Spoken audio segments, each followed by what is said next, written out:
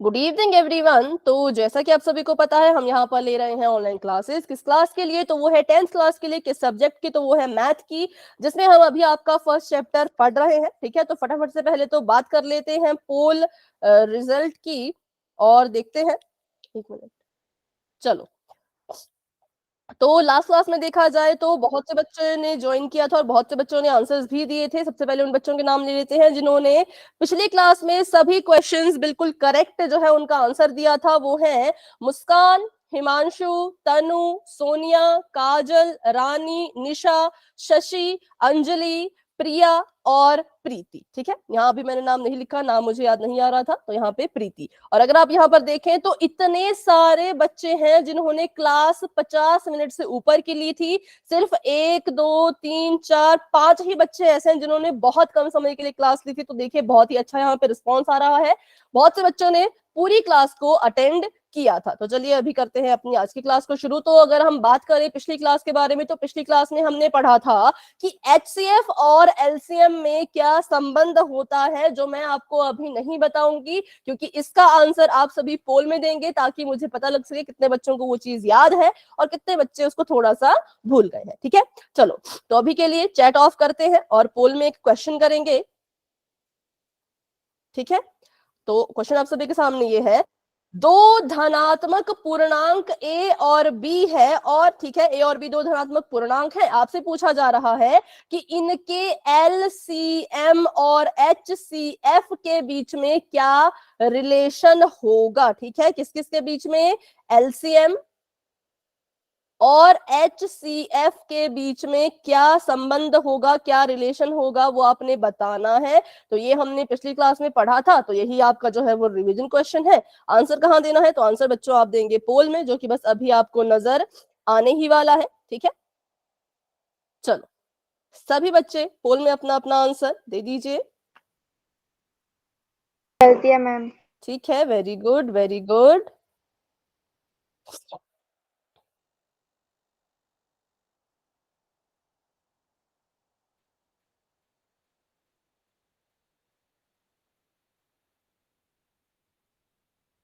हाँ जी बेटा, कर दिया मैम। ठीक है। पोल सेक्शन में देखो, पोल सेक्शन में अगर आपने जाना है तो आप क्या करेंगे? आप जो है वो आपके फोन पे आपको 3 बिंदु दिख रहे होंगे सबसे लास्ट में, उन पे क्लिक करो। उन पे क्लिक करोगे तो एक्टिविटीज का ऑप्शन आएगा। एक्टिविटीज के ऑप्शन पे क्लिक करो तो आएगा वन पोल एक्टिव। वन पोल एक्टिव पे क्लिक करोगे तो 4 ऑप्शन नजर आएंगे, जिसमें से आपने जो है वो राइट ऑप्शन को चुन करके क्लिक करना है और फिर वोट पे क्लिक करना है। ठीक है, जिनका भी हो गया है वो हैंड रेज कर सकते हैं।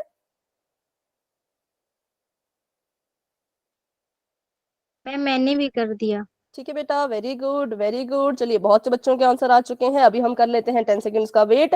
जिन बच्चों ने आंसर नहीं किया, 10 सेकंड में अपना आंसर देने की पूरी कोशिश कीजिएगा। ठीक है, 10 9 8 7 6 5 4 3 2 1। तो अभी के लिए बच्चों पोल हो चुका है एंड, और इसका रिजल्ट आप सभी अपनी स्क्रीन पर ही देख पा रहे होंगे। कितने बच्चों ने किस ऑप्शन को चुना है और कितने बच्चों ने आंसर दिया था। तो बताइए, क्या रिलेशन होता है LCM और HCF के बीच में? सॉरी, बिल्कुल सही बिल्कुल सही। क्या रिलेशन होता है? जो किसी भी दो संख्याओं का अगर आप LCM निकालोगे और फिर HCF निकालोगे तो LCM हमेशा ही बड़ा रहेगा, और जो बड़ा होता है उसकी तरफ को ऐसा चिन्ह जो है वो लगाया जाता है। इसलिए option number B is the right answer. ठीक है, तो चलिए बढ़ते हैं आगे। बिल्कुल सही, आप सभी को पिछली क्लास का कंसेप्ट याद था। वेरी गुड, बहुत अच्छे। बढ़ते हैं आगे। अब हमने पढ़ा था LCM और HCF के बीच में संबंध नंबर 2। तो कौन मुझे बताएगा? माइक ऑन करके कौन इस रिलेशन के बारे में बताएगा? चलो,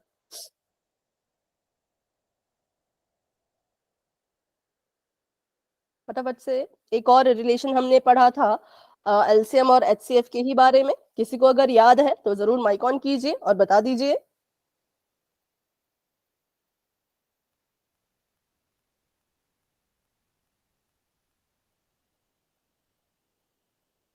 किसी को याद नहीं आ रहा क्या? इजी था, सोचो पहली और बताओ। संख्या और दूसरी संख्या। हम्म क्या करना है उनको? पहली संख्या गुणा में दूसरी गुना संख्या, दूसरी संख्या। बराबर है एलसीएम गुणा एचसीएफ। वेरी गुड, बहुत अच्छे। तो यही था वो रिलेशन जो हमने पिछली क्लास में पढ़ा था कि अगर आपके पास दो संख्याएं हैं और अगर आप पहली संख्या में दूसरी संख्या की गुणा कर देते हो, ठीक है, और अगर आप उन दोनों संख्याओं के एलसीएम और एचसीएफ को भी आपस में गुणा कर देते हो तो दोनों के ही जो उत्तर हैं वो बराबर आएंगे। ठीक है, एलसीएम गुणा एचसीएफ और पहली संख्या गुणा दूसरी संख्या दोनों ही क्या होते हैं? बराबर होते हैं। ये था हमारा रिलेशन। यहाँ पे थोड़ा अच्छा नहीं दिख रहा राइटिंग में, तो आगे देखते हैं।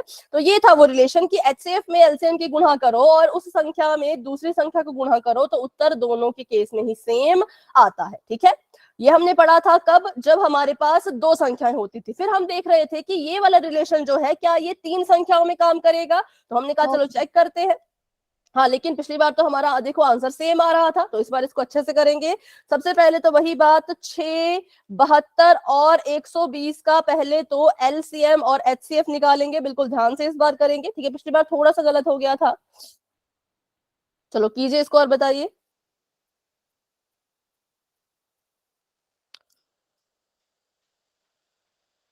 6, 72 और 120 का हमने एलसीएम और एचसीएफ निकालना है, तो उसके लिए हमें करने पड़ेंगे इसके अभाज्य गुणनखंड। 2 से करते हैं, 2 तिया 6, 3 एकम 3, 2 से करते हैं, 2 तिया 6, 2 6 2 6 12, फिर से 2 से करेंगे, 2 एकम 2, 2 8 16, फिर से 2 से करेंगे, 2 9 18, 3 से करेंगे, 3 3 9, 3 से करेंगे, 3 एकम 3। तो ये हमारे पास इसके जो है वो अभाज्य गुणनखंड आ गए। 120 की बात करें तो 2 से करेंगे, 2 6 के 12, ये आ गया 60, 2 तिया 6, 15 दूनी 30, 3 5 15 और 5 एकम 5। ठीक है, अब इसका अगर हम एलसीएम और एचसीएफ देखें तो बिल्कुल सही आप कह रहे हैं। इसके अगर हम एचसीएफ की बात करें तो वो आ जाएगा 6, और अगर इसके हम एलसीएम की बात करें तो एलसीएम तो किसी ने नहीं बताया, एलसीएम भी बताइए। चलो मैं बता देती हूँ। तीनों में जो चीजें कॉमन है पहले तो उसको लिख लो। तीनों में मैंने देखा कि तीनों के पास 2 भी है और 3 भी है, पहले कॉमन चीजें लिख ली। फिर एलसीएम कहता है जो कॉमन नहीं है उसको भी लिखो, तो वो था 5। ठीक है, फिर से आपको मैं बताती हूँ। 6 को हम लिख सकते थे 2 की घात 1 गुणा 3 की घात 1। 72 को लिखा जा सकता है 2 की घात 3 गुणा 3 की घात 2, और 120 को लिखा जा सकता है 2 की घात 3, 3 की घात 1 गुणा 5 की घात 1। तो हमने इसको ऐसे लिख दिया। अब एलसीएम ने कहा था कि जो चीजें कॉमन है उनको तो लिखना ही लिखना है, जो कॉमन नहीं है वो भी लिखो। अब बताओ 5 की घात तो 1 ही रहे, अब आप मुझे 2 और 3 की घात बताइए। एलसीएम कहता है सबसे बड़ी घात देखो, तो सबसे बड़ी घात 2 की कितनी है? मैम 3। और 3 की सबसे दो बड़ी की घात कितनी है? मैम 2। 2। 2 बिल्कुल सही। अब इसको सॉल्व करेंगे हम, तो 2 को लिखेंगे 3 बार, 3 को लिखेंगे 2 बार, और 5 को सिर्फ 1 बार। ठीक है, तो इसको सॉल्व करते हैं। तो ये कितना आ गया? 2 दूनी 4, 4 दूनी 8। ठीक है, 5 3 310। नहीं, 310 नहीं आएगा। 3 3 9, 9 5 45। करो, अब गुणा करो। मैम 360। बिल्कुल सही। 8 5 होता है 40, 4 हासिल, 8 चौके 48, 49 50 51 52, नहीं सॉरी 800 32, सॉरी 32, और ये 36। ठीक है, तो 360 मेरा आंसर आ रहा है। आपका कितना आ रहा है अभी बताइए? मैम 360। ठीक है, गुड इवनिंग, गुड इवनिंग। बिल्कुल मैं ठीक हूँ, अभी क्लास पे ध्यान देते हैं। ठीक है, चलो, तो ये हमने कर लिया, इसका एलसीएम और एचसीएफ निकाल लिया है। अब आगे बढ़ते हैं। तो हमने देखा कि इसको जब हमने एचसीएफ निकाला तो वो 6 आया, एलसीएम निकाला तो वो 360 आया, और जब हमने इन तीनों की गुणा की थी तो कितना आया था? बताओ, आपने अपनी नोटबुक में लिखा होगा पिछली क्लास का, कितना आया था इनको गुणा करके? 51,000 कुछ आया था शायद, बताओ। 51,840। बिल्कुल सही, 51,840। ठीक है, तो अगर ये रूल इस केस में काम करता है तो इट मींस जब आप एचसीएफ में एलसीएम की गुणा करोगे तो भी 51,840 ही आना चाहिए, लेकिन जब आप एचसीएफ में एलसीएम की गुणा करते हो तो ये आता है 2160। क्या ये दोनों चीजें बराबर है? तो जी नहीं, ये दोनों चीजें बराबर नहीं है। तो नो मैम। इसका मतलब ये होगा कि अगर दो से ज्यादा संख्याएं आपके सामने आ जाती हैं तो जो आपका रूल है, जो आपका ये वाला रूल है, ये काम नहीं करेगा। ये सिर्फ दो संख्याओं के केस में काम करेगा। अगर दो से ज्यादा संख्याएं आ जाती हैं तो ये रूल काम नहीं करता है। ठीक है, बस इस बात का ध्यान रखना था, ये बहुत जरूरी पॉइंट था, क्योंकि बहुत से बच्चे दो से ज्यादा वाली संख्याओं में भी ये रूल लगाने की कोशिश करते हैं, लेकिन ये रूल वहां पे फॉलो होता ही नहीं है। तो ये था मेन चीज जो हम यहाँ पे समझ रहे थे। मतलब तो बताओ, अगर ये रूल काम नहीं करता तो यहाँ पे कौन सा निशान आएगा? सोचो सोचो और बताइए, क्या चिन्ह आएगा इन दोनों के बीच? बराबर है ऐसे? Greater than. ठीक है, ग्रेटर देन भी आ सकता है, लेकिन अगर मैं इक्वल टू की बात करूं तो क्या इक्वल टू आएगा? नो नहीं मैम। आएगा। बराबर है क्या उल्टा? बराबर है क्या उल्टा कोई चिन्ह होता है क्या?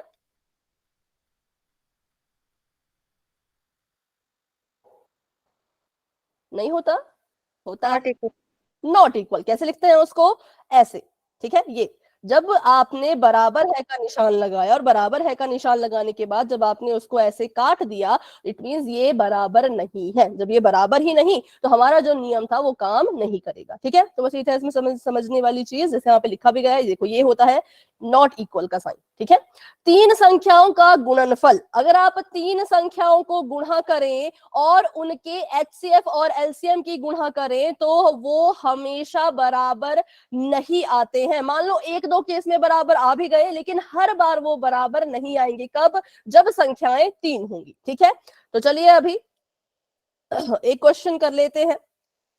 पहले तो प्रैक्टिस कर लेते हैं, फिर पोल में क्वेश्चन करेंगे।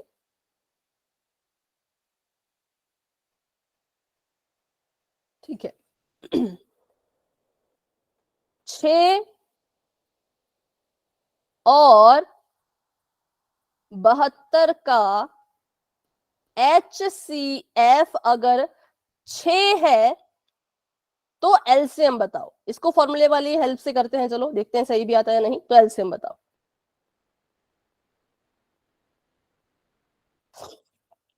पहली संख्या 6 है, दूसरी संख्या 72 है। अगर उनका एचसीएफ जो है वो 6 है तो उसका एलसीएम बताइए। फॉर्मूला में लिख लेती हूँ यहाँ पर, क्योंकि इस पर बेस्ड क्वेश्चन आपको अभी पोल में आएंगे, तो भूलना मत कैसे सॉल्व करते हैं। पिछली क्लास में बहुत से क्वेश्चन सॉल्व हमने कर लिए थे, इस क्लास में भी कर रहे हैं प्रैक्टिस के लिए। ठीक है, सॉल्व कीजिए और बताइए।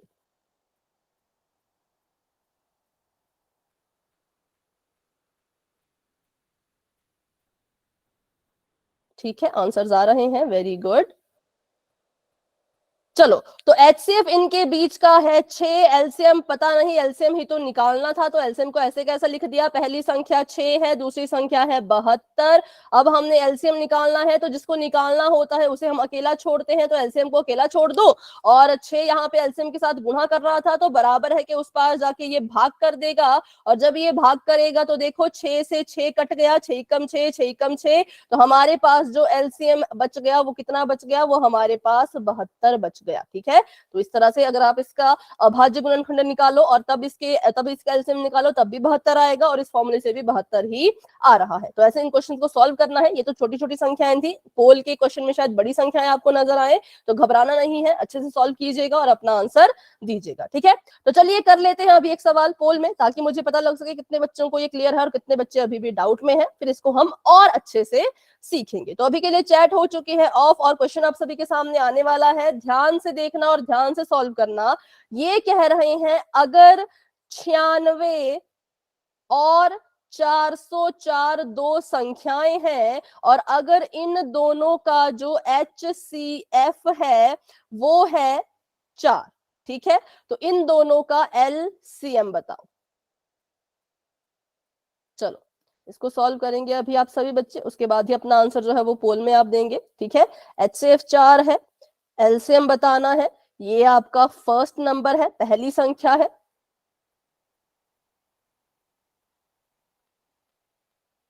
और ये दूसरी संख्या है, और ये क्वेश्चन जो है वो आपको 2018 में आया हुआ था। ठीक है, चलिए, तो अभी जिन बच्चों ने सॉल्व कर लिया है वो अपना आंसर देंगे पोल में, जो कि बस आपको अभी नजर आने ही वाला है। चलो, पोल ओपन हो चुका है, आप सभी जाके वहां पे अपना आंसर दे सकते हैं। मैम मैंने कर दिया।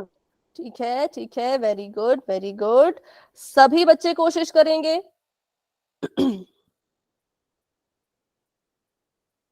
ठीक है, ठीक है, बहुत से बच्चों के आंसर्स आ रहे हैं, सभी कोशिश कीजिए। Very good, very good.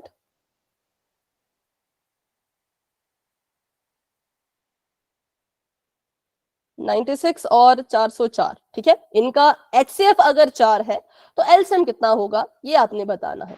हाँ, ठीक है, जिन्होंने कर दिया है वेरी गुड, बहुत अच्छे। हैंड रेज कर लो जिन्होंने भी कर लिया है, बाकी बच्चे हैंड डाउन कर लो। जिन्होंने आंसर किया है सिर्फ उन्हीं के हैंड रेज्ड होने चाहिए। मुस्कान, खुशी, शशि, निशा, आरुषि कर दिया मैम। और प्रियंका।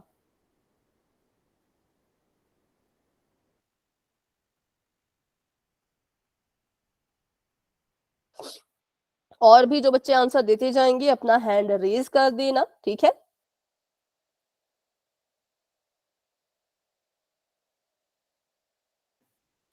ठीक है, विनेश ने भी आंसर दे दिया है, मधु ने भी। पहले से एंड्रेस था। अच्छा, पहले से हैंड रेज था, चलो कोई बात, पर आपने आंसर दे दिया ना। हाँ मैम, अब कर दिया। ठीक है, मैंने भी कर दिया। ठीक है, काजल, विनेश, भावना, अभी भी बहुत से बच्चे रहते हैं, सभी आंसर दीजिए।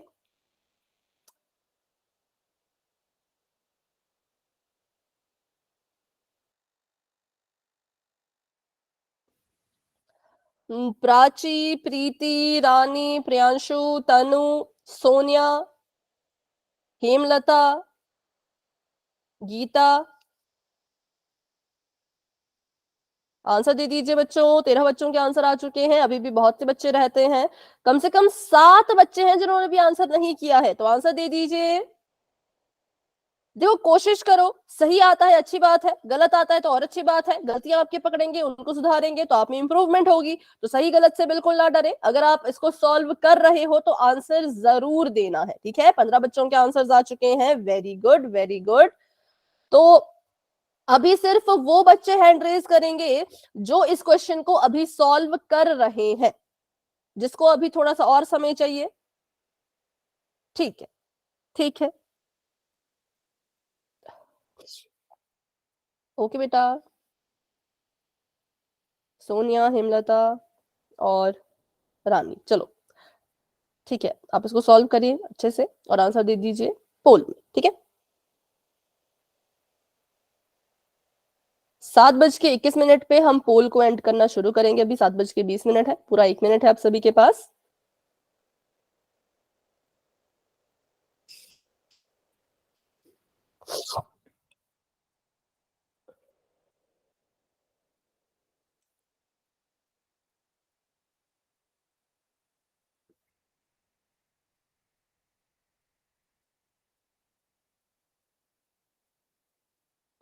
अभी आंसर्स आ रहे हैं धीरे धीरे, ठीक है, ठीक है।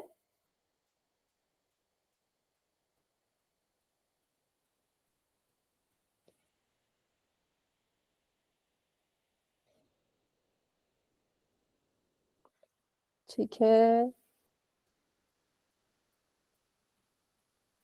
चलिए, तो अभी मैं कर रही हूँ 10 सेकंड का इंतजार। जिन्होंने अभी तक पोल में आंसर नहीं किया वो पूरी कोशिश कीजिएगा पोल में अपना आंसर दे पाने की, ओके। 10, 9, 8, 7, 6, 5, 4, 3, 2, 1। तो अभी के लिए बच्चों पोल हो चुका है एंड, और इसका रिजल्ट आप सभी देख पा रहे होंगे अपनी स्क्रीन पर, ठीक है। तो चलिए करते हैं इसको फटाफट से सॉल्व। बताइए आपका आंसर। ऑप्शन नंबर बी आप कह रहे हैं, चलो देखते हैं।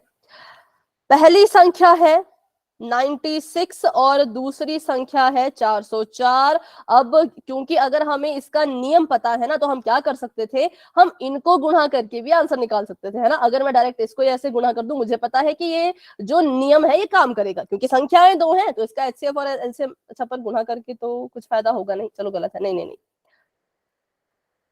तो बस इसमें वही रूल लगेगा, पहली संख्या में दूसरी संख्या का गुणा करके और यहाँ पे एलसीएम गुणा एचसीएफ करके। तो एलसीएम तो हमें पता नहीं था, तो उसको मैंने ऐसे का ऐसे ही रहने दिया। और एचसीएफ कितना है, 4, है ना। अब एलसीएम को यहीं पर रहने देते हैं, और 4 क्योंकि यहाँ पे गुणा कर रहा है, तो उधर जाके क्या करेगा, ये भाग करेगा।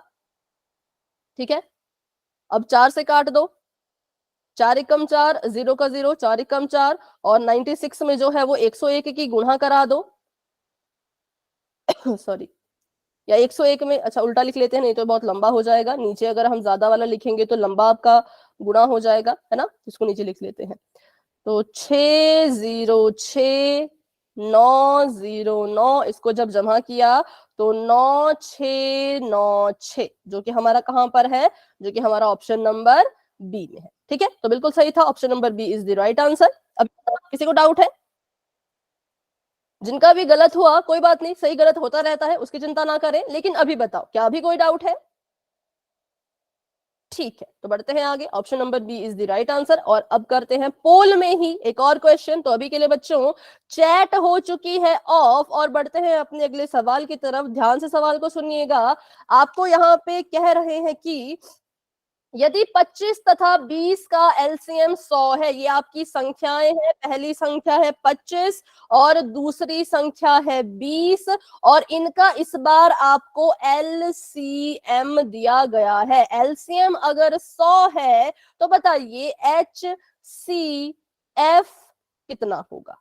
ठीक है, चलो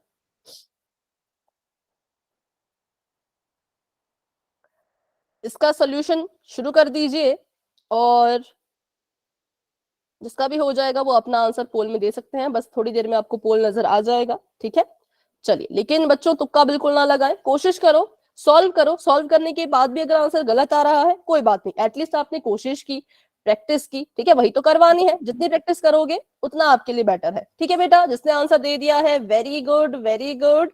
सभी बच्चे कोशिश करेंगे। और ये क्वेश्चन देखो, ये क्वेश्चन भी मैम रिपीटेड मैंने भी कर है। दिया। ओके, ये क्वेश्चन भी जो है वो आपको आया हुआ था फाइनल एग्जाम में 2021 में। ठीक है, चलो कर दिया मैम। ओके बेटा, वेरी गुड, वेरी गुड। जितने बच्चों ने सॉल्व कर दिया है बहुत अच्छे। 8 बच्चों के मेरे पास अभी आंसर आ चुके हैं, बाकी बच्चे भी कोशिश कीजिए। ठीक है, धीरे धीरे सभी के आंसर्स आ रहे हैं। ओके बेटा, ओके, ठीक है। हम्म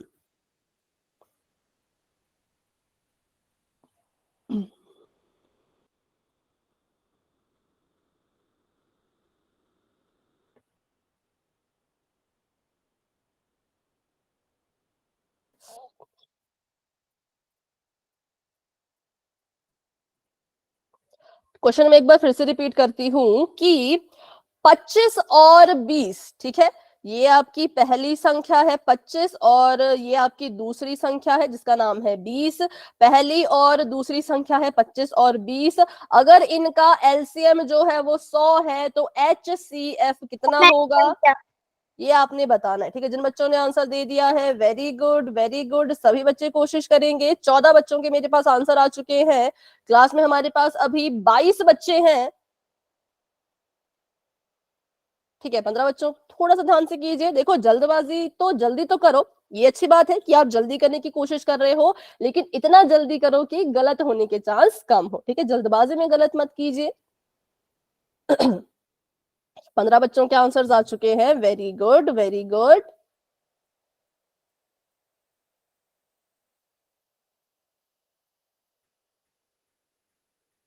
अभी भी 7 बच्चे हैं जिन्होंने आंसर नहीं किया है। तो देखो 7 जो है वो बहुत बड़ा नंबर होता है, इतना गैप नहीं आना चाहिए। 1-2 बच्चों का गैप आए चलता है, लेकिन 7 बच्चे बहुत होते हैं। ठीक है, 18 बच्चों के आंसर्स आ चुके हैं, वेरी गुड वेरी गुड। बाकी बच्चे भी कोशिश करें। 19 बच्चों के आंसर्स आ चुके हैं, शाबाश बच्चों। चलो तो अभी करते हैं 10 सेकेंड्स का वेट। जिन बच्चों ने आंसर नहीं किया वो पूरी कोशिश करना 10 सेकेंड में अपना आंसर देने की। 10, 9, 8, 7, 6, 5, 4, 3, 2, 1। तो अभी के लिए पोल हो चुका है एंड, और इसका रिजल्ट आप सभी अपनी स्क्रीन पर देख पा रहे होंगे। चलिए बताइए अपना अपना आंसर। तो इस क्वेश्चन में मैं देख पा रही हूँ बहुत से बच्चों ने गलत किया है, तो ध्यान से बिल्कुल देखिएगा, ठीक है। गलत हो गया कोई बात नहीं, लेकिन अभी ध्यान से देखना कि गलत हुआ तो कहाँ हुआ, उस गलती को पकड़ो, ठीक है। तो फॉर्मूला कहता है कि पहली संख्या लिखो, दूसरी संख्या लिखो, एलसीएम में एचसीएफ की गुणा करो और इसकी मदद से जो है वो क्या करो, अपना जो भी निकालना है उसको निकालो।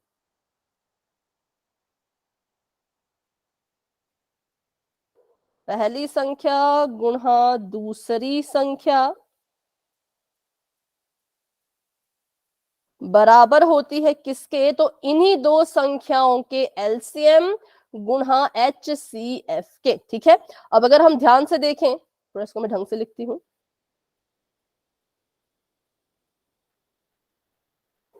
तो हमें यहाँ पे इन्होंने जो वैल्यू दे रखी थी वो एलसीएम की दे रखी थी। एलसीएम कहा कि इस बार जो है वो 100 है, आप जो है वो इसका एचसीएफ निकाल के बताइए। और पहली संख्या थी हमारे पास 25 और दूसरी संख्या थी हमारे पास 20, ठीक है। अब देखो एलसीएम हो चाहे एचसीएफ हो, दोनों ही आपस में गुणा होते थे। तो जब हम एचसीएफ को अकेला छोड़ेंगे तो 100 बराबर है कि इस तरफ आएगा और ये भी यहाँ पर आकर के भाग ही करेगा क्योंकि गुणा हो रहे थे, ठीक है। तो ये 100 इसके बटे के नीचे चला गया। एक 0 से एक 0 कट गई, ठीक है। 2 एकम 2, 2 5 10, ठीक है। मतलब डायरेक्ट कर सकते हो कि 20 5 100, 20 5 100 होता है, कर दिया। अब 5 यहाँ बच रहा है तो इस 5 से भी हम काट सकते हैं।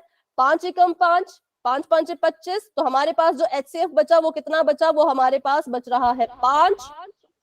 इसका मतलब option number D is the right answer, ठीक है।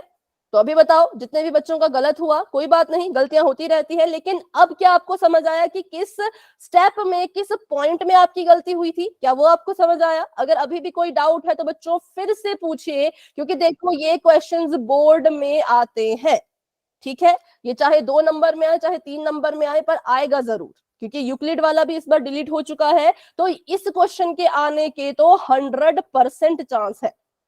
मतलब इस तरह के क्वेश्चन, मैं नहीं कह रही कि ये क्वेश्चन आएगा, पर इस टाइप के क्वेश्चन जो किससे सॉल्व होंगे, जो इससे सॉल्व होंगे, इस फॉर्मूले से सॉल्व होंगे, ठीक है। किसी का कोई डाउट नहीं है?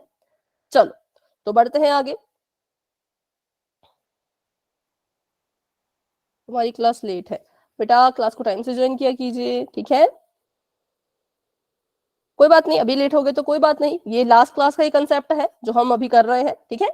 तो चलो पोल में करते हैं एक और सवाल। ये आपके पास आखिरी मौका है इन क्वेश्चंस में अपनी गलतियों को सुधारने का। ठीक है बेटा, कोई बात नहीं, आप कोशिश कीजिएगा कि आप 8:30 वाली क्लास भी ज्वाइन करें, ठीक है। और आप इसकी रिकॉर्डिंग भी देख सकते हैं। वैसे कंसेप्ट जो है वो पिछली क्लास का ही है जो हमने पढ़ा था, एलसीएम एचसीएफ और दो संख्याओं की गुणा वाला, ठीक है। अगर आपने लास्ट क्लास ज्वाइन की होगी तो हम उसका नहीं तो की थी, हाँ ठीक है। तो चलिए अभी के लिए चैट ऑफ करते हैं और एक क्वेश्चन कर लेते हैं पोल में। पहले क्वेश्चन देख लेते हैं।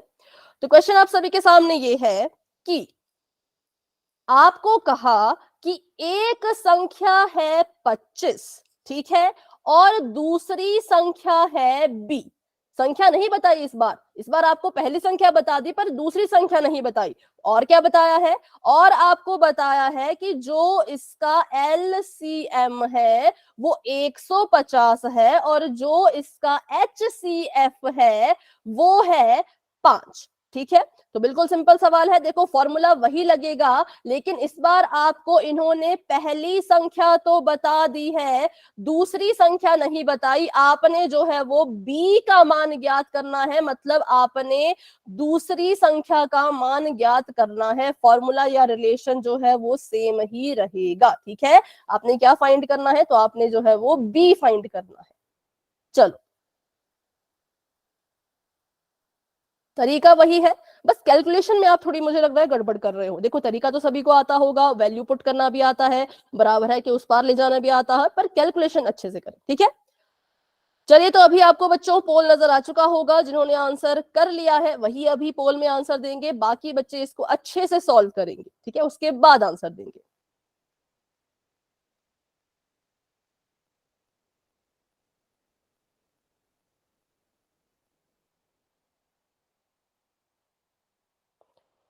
ठीक है, मैम लेकिन मैंने कर थोड़े, दिया। ठीक है बेटा, ठीक है, लेकिन अभी कुछ आंसर गलत भी आ रहे हैं, तो थोड़ा सा ध्यान से करो, ठीक है। चलो, 8 बच्चों के आंसर आ चुके हैं, वेरी गुड वेरी गुड। बाकी बच्चे भी कोशिश करें। फिर से वही बात, जल्दबाजी में गलत मत करें, आराम से सोच समझ के सॉल्व कर लो, ऑप्शंस देख लो, कैलकुलेशन अच्छे से कर लो, फिर मैम आंसर मैंने देना, कर दिया। ठीक है बेटा।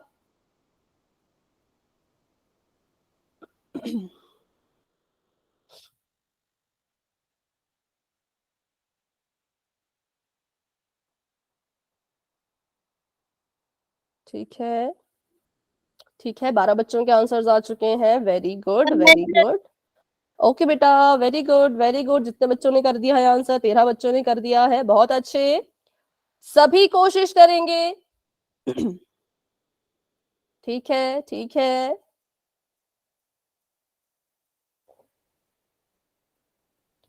मैम मैंने कर दिया। ठीक है बेटा। कर दिया मैम। ओके बच्चों। तो अभी मैं देख पा रही हूँ 16 बच्चों ने आंसर्स दे दिए हैं, very good very good. Mummy ma'am कर दिया। ठीक है, मैम मैंने कर दिया। ठीक है बेटा। चलो, 19 बच्चों के आंसर्स आ चुके हैं, शाबाश शाबाश, काफी अच्छा सभी कर रहे हैं। क्लास में हमारे पास 23 बच्चे हैं, तो 4 बच्चे अभी भी रहते हैं, तो 7:34 पे हम पोल एंड करना शुरू करेंगे। अभी 7:33 हो रहे हैं, 34 पे पोल को एंड करने के लिए काउंटिंग शुरू करेंगे, ठीक है। और 34 तो हो ही गए। चलो, थोड़ी सी देर बाद 30 सेकेंड बाद पोल एंड करना शुरू कर देंगे, इसलिए तब तक कोशिश कीजिएगा इसको सॉल्व कर ले और इसका आंसर भी पोल में दे दें, ठीक है।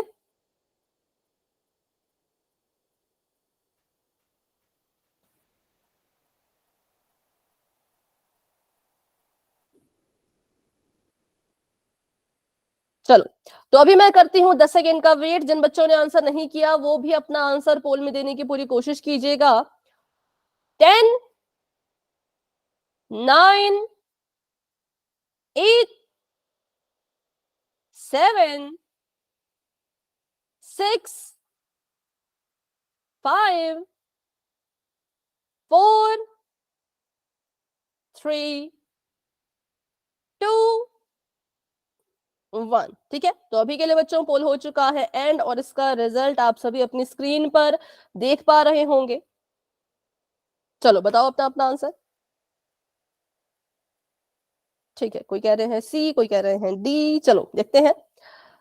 पहली संख्या और दूसरी संख्या तो नहीं दी थी, सिर्फ पहली संख्या दी थी, मतलब कि 25 दिया था, और दूसरी संख्या नहीं दी थी, तो उसको बी ही लिखेंगे। फिर हमें एलसीएम भी दे रखा है, एलसीएम हमें कहा कि 150 होगा, और एचसीएफ हमें कहा कि 5 होगा, ठीक है, 5। अब हमने बी की वैल्यू निकालनी है, तो हमने मतलब कि बी को छोड़ना है बिल्कुल अकेला, बी को यहाँ पे अकेला छोड़ दो, और बी के साथ जो भी चीज है उसको बराबर है कि उस पार भेजो। तो बी के साथ 25 था, 25 बी के साथ गुणा कर रहा था, बराबर है कि उस पार जाएगा तो भाग करेगा। 5 एकम 5, 5 5 25 होता है। अभी भी 5 यहाँ पे बच रहा है, तो इस 5 से 150 काटा जा सकता है।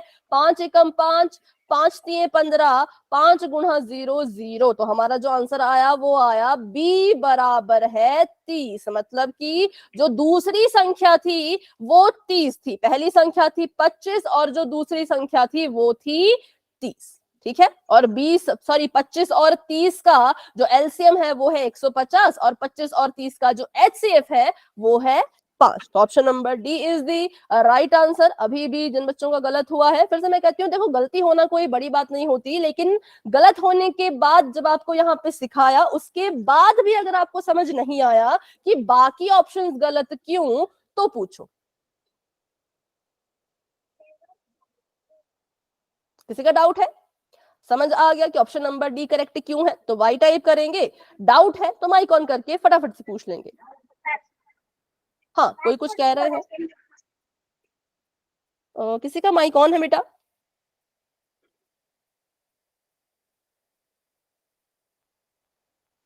अभी ऑफ हो गया, ठीक है ठीक है।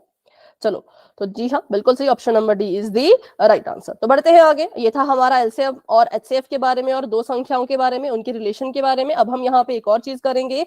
ये कह रहे हैं कि जांच करो। देखो, ऐसे क्वेश्चन भी आपको आ सकते हैं। पिछले वाले क्वेश्चन में क्या था? पिछले वाले क्वेश्चन में आपको बोला था ये पहली संख्या, ये दूसरी संख्या, ये इसका एलसीएम, ये इसका एचसीएफ, ठीक है।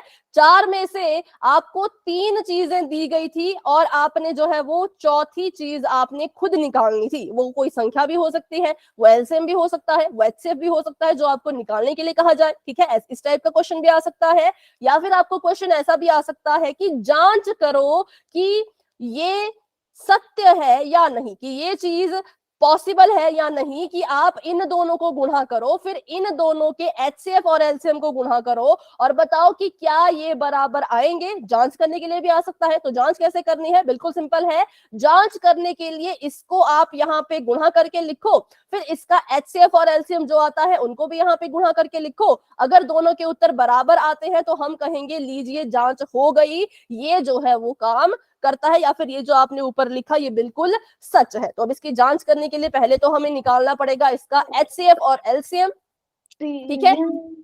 और एचसीएफ और एलसीएम निकालने के लिए हमें निकालने पड़ेंगे अभाज्य गुणनखंड। तो चलिए 336 के अभाज्य गुणनखंड निकालिए। किसी का माइक ऑन है बेटा? माइक ऑफ कर दो। प्राची बेटा, आपका माइक ऑन है, माइक ऑफ कर दीजिए, ठीक है। चलो निकालो 336 के अभाज्य गुणनखंड।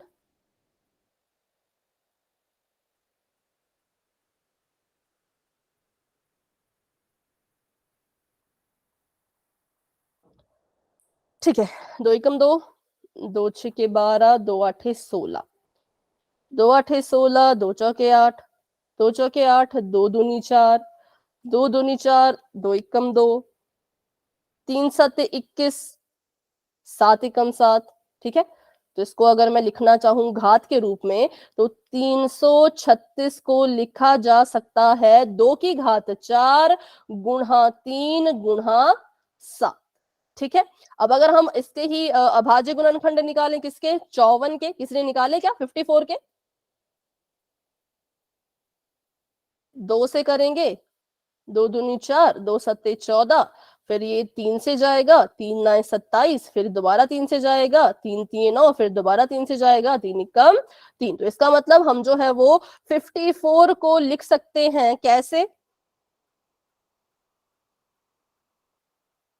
2 की घात 1 और 3 की घात 3, ठीक है।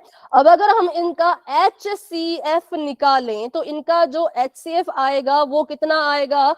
एक तो इनमें 2 कॉमन है, एक तो इनमें 3 कॉमन है। और बात करें घात की, 2 की छोटी घात 1, 3 की छोटी घात 1, 6 आ गया HCF। और अगर हम बात करें LCM की तो LCM कहता है पहले तो कॉमन चीजें लिखो। तो कॉमन है 2 और 3, और 2 और 3 की लिखनी है सबसे बड़ी वाली घात। 2 की बड़ी घात है 4, 3 की बड़ी घात है 3, और साथ में उसको भी गुणा करो जो चीज बच गई। 2 3 2 3 तो आ गए थे कॉमन, कौन बच रहा था? 7 बच रहा था, तो वो भी साथ में लिख दिया, ठीक है। अब इसको करेंगे तो ये आएगा 16, 3 3 9, 9 3 27, और 7 का 7। अब इसको गुणा करो और कितना आ रहा है? ठीक है, चेक करती हूं मैं आपने जो लिखा।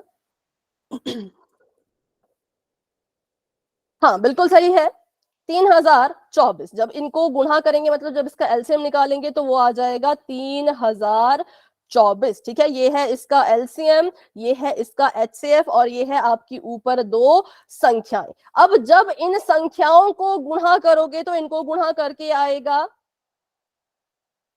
18,144, और जब HCF में LCM की गुणा करोगे तो भी कितना आएगा बताओ।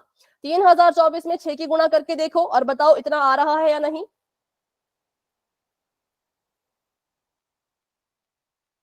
6 चौके 24, मैम दोनों बराबर आ रहे हैं। ठीक है, 6 दूनी 12, 13 14, 6 तिये 18, बिल्कुल सही। 18,144 देखो, इनको भी गुणा करके आया और इन दो संख्याओं को भी गुणा करके आया, तो हम कहेंगे कि ये वाली जो चीज थी, दो संख्याओं को जब गुणा किया तो भी इतना आया, इनको जब गुणा किया तो भी इतना आया। इट मींस ये जो रिलेशन है ये यहाँ पे वेरीफाई हो चुका है। ठीक है, जांच करने का तरीका यही होता है कि पहले लेफ्ट हैंड साइड को सॉल्व करो, फिर राइट हैंड साइड को सॉल्व करो। अगर वो दोनों बराबर आते हैं तो हम कहेंगे लो हमने जो है इसको वेरीफाई कर लिया, हमने जो है वो इसकी जांच कर ली। ठीक है, तो जांच करने को आएगा तो समझ गए कैसे करना है क्वेश्चन, बस सॉल्व करना है नीचे को, और अगर वो दोनों बराबर आते हैं तो आप कहेंगे लो जांच इसकी हो चुकी है। ठीक है, तो बढ़ते हैं आगे और देखते हैं क्या है आगे। तो आगे है अपरिमेय संख्याओं का पुनर्भ्रमण। ठीक है, तो इसमें जान लेते हैं फटाफट से। हमने पढ़ा था सह अभाज्य संख्याओं के बारे में, को प्राइम नंबर के बारे में। कौन बताएगा को प्राइम नंबर या फिर सह अभाज्य संख्याएं क्या होती थी?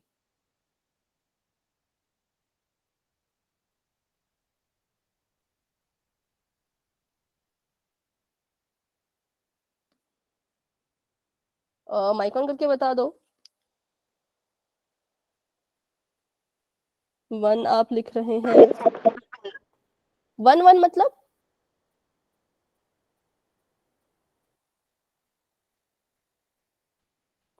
ठीक है, मैं बताती हूं। जिनके बीच में एक ही गुणनखंड कॉमन होता है और वो 1 होता है। ठीक है, जिनके बीच का सार्वगुणनखंड कौन होता है? 1 1। ठीक है, ये जैसे कि आपने 5 के फैक्टर बनाए, 5 का फैक्टर हुआ 1 और साथ में कौन हुआ, अच्छा नीचे मैं इसको लिखती हूँ। जैसे आपने देखो ये है 5 और 7, मैं कहूँ 5 के गुणनखंड लिखो, आप कहेंगे कि 5 के गुणनखंड एक तो 1 होता है और एक 5 होता है। 7 के गुणनखंड कहेंगे तो 1 होता है और 7 होता है। 5 और 7 के गुणनखंडों में कौन सा गुणनखंड कॉमन है? तो 5 के पास भी 1 है, 7 के पास भी 1 है। कॉमन की बात करें तो इन दोनों के बीच में कॉमन आया 1। हाँ, आप कुछ कह रहे हैं?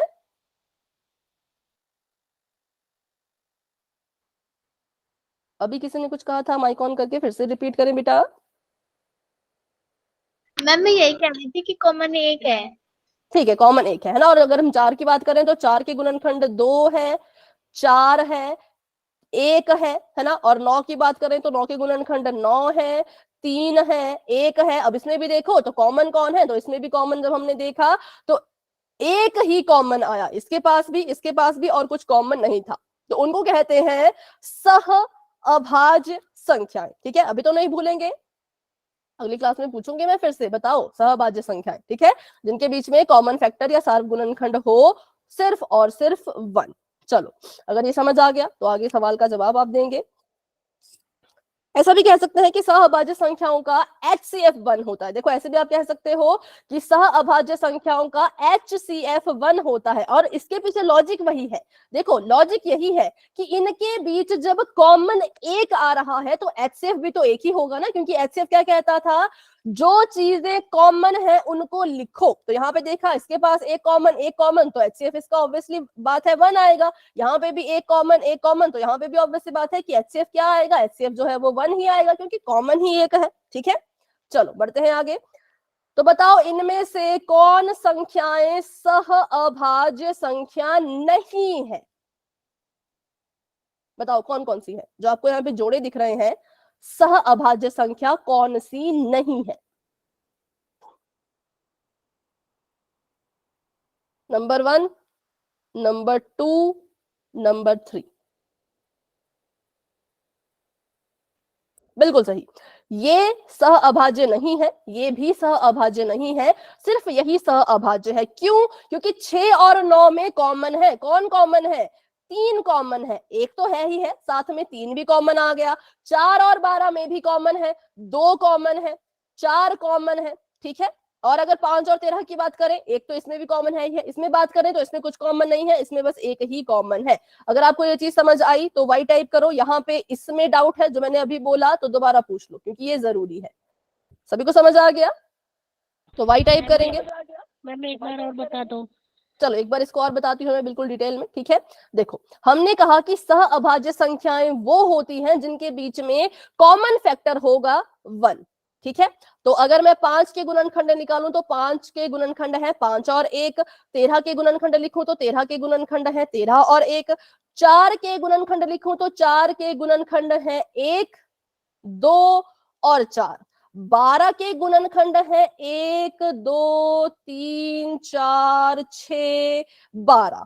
6 के गुणनखंड लिखें तो 1, 2, 3, 6। 9 के गुणनखंड लिखें तो 1, 3, 9, ठीक है। अब हमने देखना है कि इन गुणनखंडों में कॉमन कौन कौन है, जो ऊपर वाले के पास भी है और नीचे वाले के पास भी है। तो मैंने देखा 6 और 9 में तो एक 1 कॉमन आ गया, 3 कॉमन आ गया, ठीक है। और अगर बात करें 4 और 12 में तो 4 और 12 में 1 कॉमन आ रहा है, 4 कॉमन आ रहा है, 2 कॉमन आ रहा है। लेकिन जब हमने बात की 5 और 13 की तो 5 और 13 में देखो सिर्फ 1 ही कॉमन है और कुछ भी कॉमन नहीं है, ठीक है। लेकिन यहाँ पे तो इतने सारे गुणनखंड कॉमन आ रहे थे, लेकिन जब हमने बात की लास्ट वाले की तो उसमें सिर्फ एक ही कॉमन था, इसलिए लास्ट वाला होगा सह अभाज्य, ठीक है। और जो आपके ये पहले दूसरे हैं ये सह अभाज्य नहीं होंगे, क्योंकि इनका जो HCF होगा वो कुछ ना कुछ आ ही जाएगा। अभी बताएं, अभी कोई डाउट? मतलब सिंपल सी बात ये है कि सह अभाज्य में कॉमन कौन आना चाहिए, तो ये, इसके अलावा कुछ अगर कॉमन आ गया तो फिर वो सह अभाज्य नहीं रहेगा, ठीक है। जिनका डाउट था उनको क्लियर है? एक बार वो कंफर्म कर लो जिन्होंने डाउट पूछा था।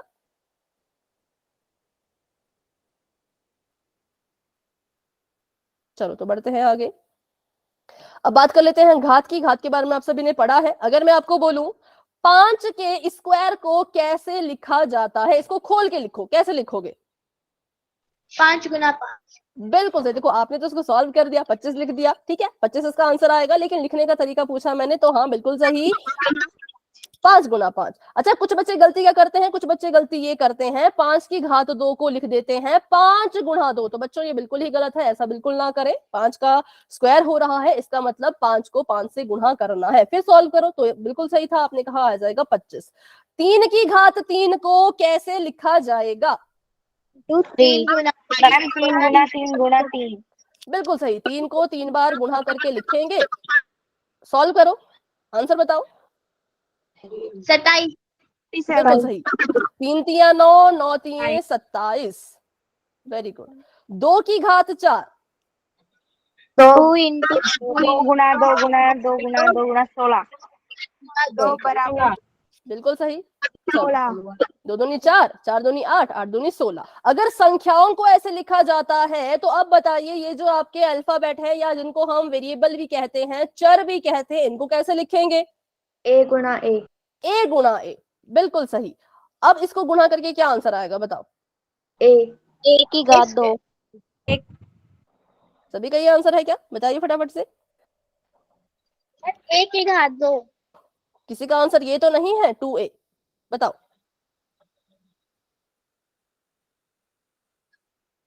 Ma'am a। किसी का 2a आंसर है क्या? यस लिखो जिसको लगता है कि 2a आएगा।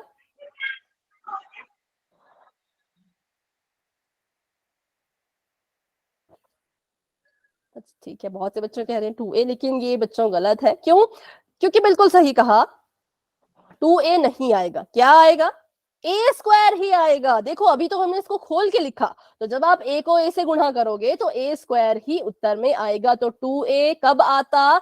अगर ये कहते a में a जोड़ो, जमा की बात करते तो 2a आता। हमेशा ध्यान रखिएगा गुणा का जो उत्तर होता है वो हमेशा घात में जाता है, स्पेशली इन केसेस में ध्यान रखना, ठीक है। आपके जो चर वाले केसेस होते हैं उनमें ध्यान रखना कि गुणा का जो भी केस होगा उसका उत्तर हमेशा घात में ही आएगा। जैसे अगर मैं यहाँ पे लिखूं x गुणा में x गुणा में x, तो मुझे बताओ इसका उत्तर आप क्या लिखेंगे?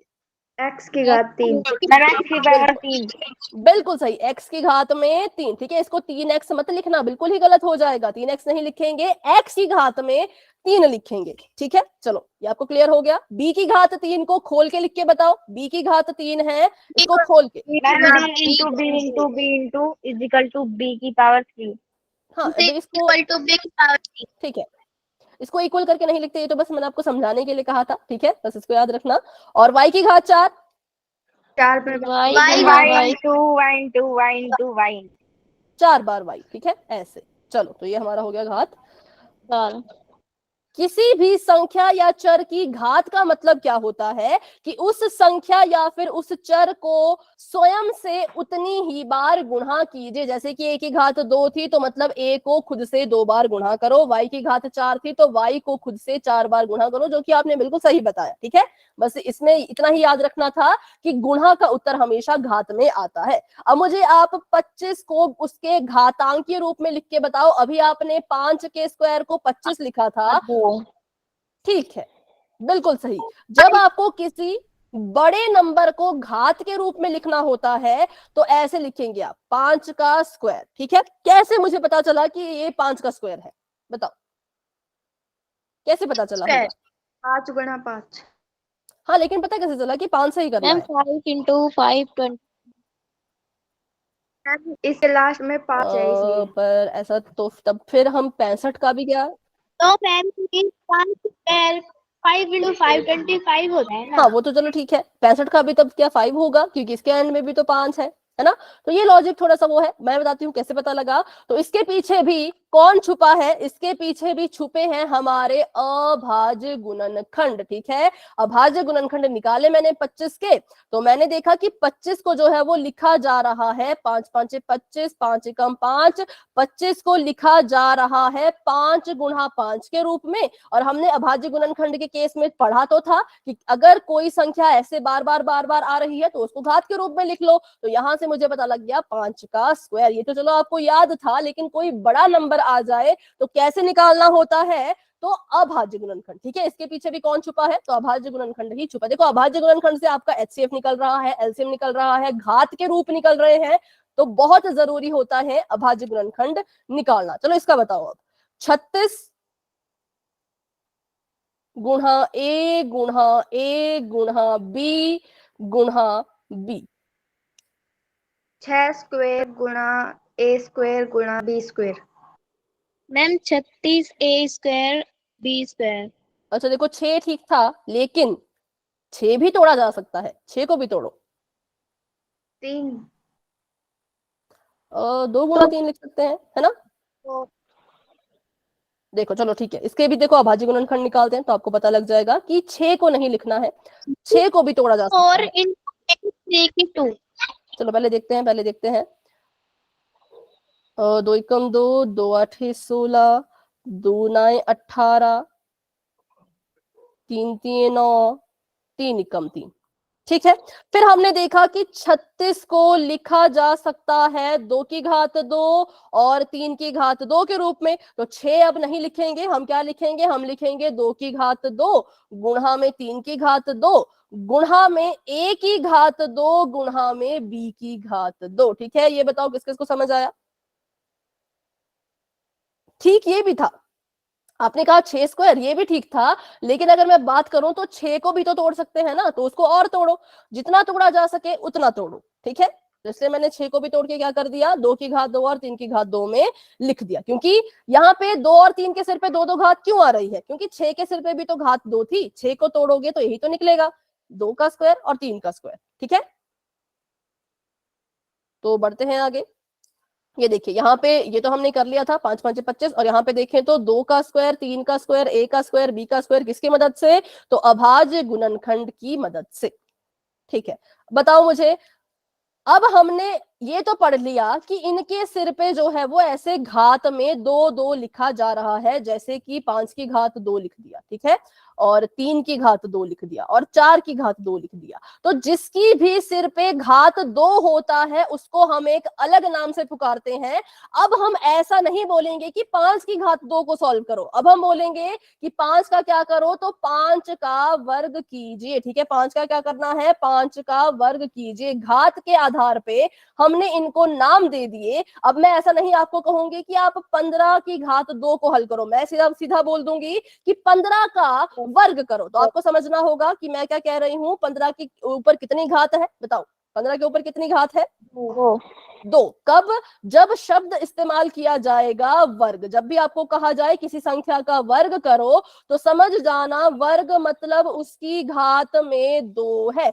वहीं अगर मैं कहूं कि इस संख्या का घन कीजिए तो बताओ घात में कितना होगा, 3। 3। बिल्कुल सही। तो घात के आधार पे आपको नाम भी याद करने हैं कि वर्ग कह रहे हैं मतलब घात में 2 होता है, घन कह रहे हैं मतलब घात में 3 लिखना है, ठीक है।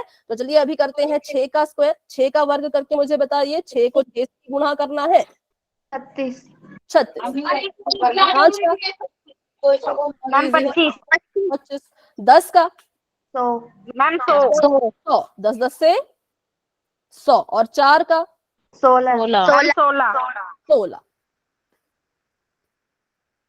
ठीक है। यदि किसी संख्या को उसी संख्या से गुणा किया जाए तो वह उस संख्या का वर्ग कहलाता है, ठीक है। अगर आप किसी संख्या को उसी से गुणा कर रहे हो, जैसे कि आपने 10 को 10 से ही गुणा किया, तो हम कहेंगे यहाँ पे 10 का हो रहा है वर्ग। और दूसरी भाषा जो मैंने आपको बताई वो बिल्कुल याद रखना, कभी भी कहीं पे शब्द आ गया वर्ग तो समझ जाना इसकी घात में 2 लगाना है, 2 के अलावा और कुछ भी मत लगाना, ठीक है। ये 3-4 चीजें थी। अगर आपको ये 3-4 चीजें क्लियर हैं तो वाई टाइप कीजिए, वर्ग मतलब घात में 2, और बस उसको गुणा करना है, ठीक है। चलो आगे देखते हैं।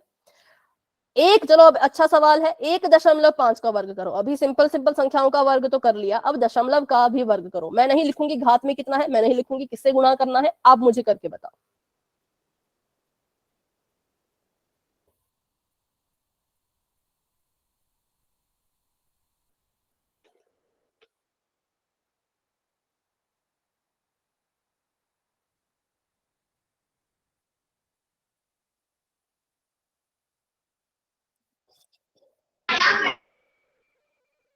हाँ बताइए। मैम 3.25 3 पॉइंट कहा किसी ने, 22.5। मैम 5.5 5.5 भी आ रहा है। चलो ठीक है, देखते हैं, सॉल्व करके देखेंगे, ऐसे नहीं। सबसे पहले तो दशमलव भूल जाओ, दशमलव हटा दूं तो ये 15 है, ठीक है। 15 को 15 से गुणा करोगे तो आ जाएगा 225, ठीक है। 225 सभी का आ गया, लेकिन अभी भी कुछ गलती आप सभी कर रहे हैं, अभी भी कुछ गलती कर रहे हैं। 225 लिख दिया है। अब देखो हम क्या भूले, हम दशमलव भूले थे। मैंने कहा इसको 15 समझ के गुणा करो, दशमलव भूल जाओ, तो दशमलव हम भूल गए थे। अब उत्तर तो दशमलव में आना चाहिए, है ना। तो दशमलव कैसे लगता है, सबसे पहले देखो इस संख्या के पास कितने अंकों से पहले दशमलव लगा है।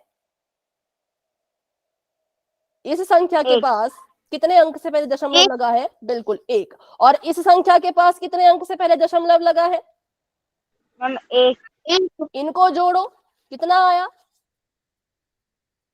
2।